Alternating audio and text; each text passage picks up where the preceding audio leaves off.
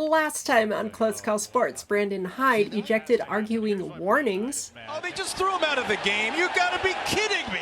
The main issue being intent is required for an actual expulsion, although you are allowed to warn at any time. He's arguing about a warning for 5 seconds in a 14-0 game? You're gonna throw Brandon Hyde out? Yeah, no matter what the score is, you're not allowed to dispute a warning. Anyway, on to today. The Yankees are in town for the second time this year. 1 versus 2 in the American League East. It begins.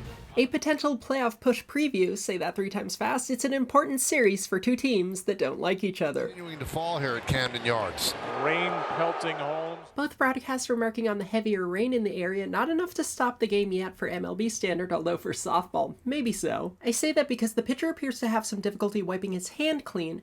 Compromised grip is a softball standard for suspending play, but baseball says keep going until weather makes further play impossible. Well, it's not impossible, so here's what happens. Snap to a game, and Kerstad gets hit in the helmet. And Brandon Hyde's not happy. I mean, he is looking at Clay Holmes and talking to him, too.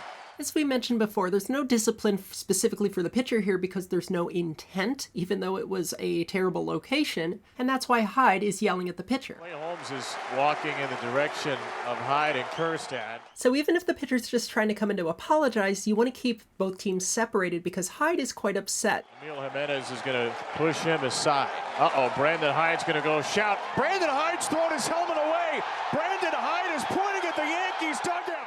Okay, things have escalated a bit. And now both benches are going to empty. 2 frustrated teams. But more importantly,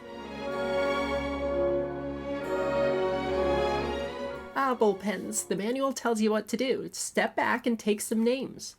You could tell from the beginning Brandon Hyde was not. And look, this stems from the last time the Orioles were in New York. And that's exactly where you want to be in this situation. Sort of box them in.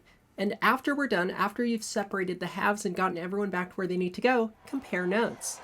Again, from an Oriole perspective, it's a very frightening thing. We know the tension in this series. Key consideration for the umpires is instigation. Whose actions directly contributed to this happening? He's pointing to somebody in the Yankee dugout. Hyde is clearly the primary on-field instigator, and he will be ejected. But who is he pointing to in the Yankees' dugout? No, it was over, and Hyder was going back to the dugout, and then you could see the Yankee dugout. And I don't know who that is waving Hyder over there. Nestor Cortez was part of that. But nonetheless, an on-field instigator will always be penalized more severely than someone in a dugout. Just the Orioles have been in such a rut offensively. Maybe it's some kind of a tactic. Yeah. Brandon Hyde to inject Wonderful opportunity for Hyder, to get his club fired up, because that's what these boys need right now. And cross another off the list.